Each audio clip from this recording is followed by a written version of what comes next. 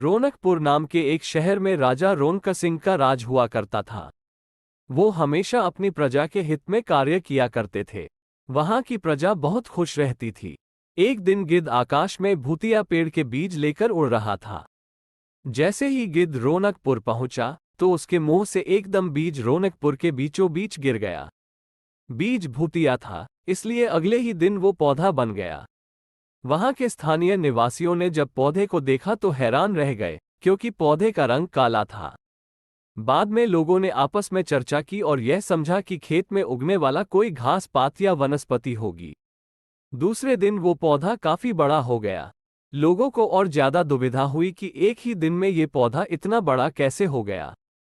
होते होते वो पौधा तीसरे दिन पेड़ बन गया। समय बीता और लोग भी तेजी से बढ़ने वाले पौधे के बारे में सोच सोचकर परेशान हो रहे थे। वो इस मामले को राजा के पास लेकर गए। ऐसे जादुई पौधे का पता चलते ही राजा तुरंत उस जगह पर पहुंच गए। राजा को जैसे ही पता चला कि एक काले रंग का पौधा 3 दिन में पेड़ बना है, तो वो भी उस पेड़ को हैरानी से देखने लगे। राजा उस पेड़ के पास चौथे दिन पहुंचे थे और तब तक पेड़ और बड़ा हो चुका था। वो इतनी तेजी से फैला था कि किसी को यकीन ही नहीं हो रहा था। राजा समझ गए थे कि का रंग काला है, इसमें जरूर कुछ जादू टोना होगा। इसी सोच के साथ राजा ने घोषणा कर दी कि जो भी इस पेड़ को खत्म करेगा, उसे वो इनाम के तौर पर 1000 सोने के सिक्के देंगे। यही नहीं, राजा ने यहां तक कहा कि पेड़ को खत्म करने वाला व्यक्ति मेरी मृत्यु के बाद मेरी राजगद्दी पाने का हकदार भी बनेगा।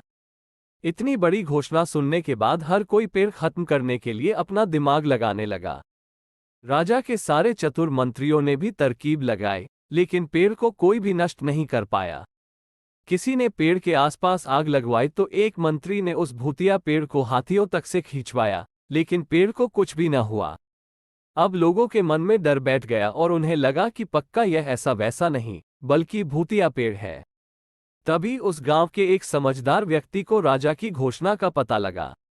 जानकारी मिलते ही वह अपने गुरु के पास भूतिया पेड़ से जुड़े रहस्य को जानने के लिए पहुंच गया।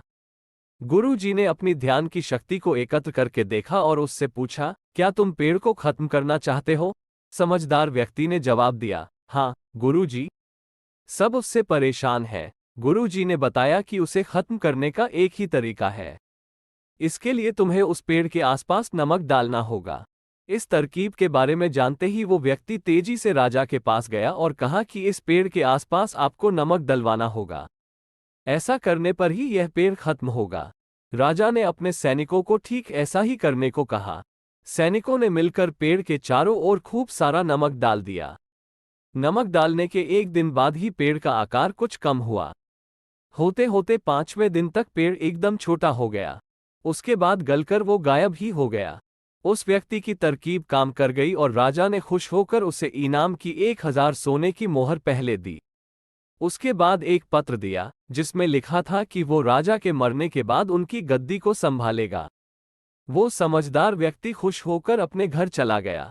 कहानी से सीख, ऐसी कोई मुसीबत नहीं होती जिसका समाधान न किया जा सके। जरूरत है तो बस धैर्य और समझदारी की।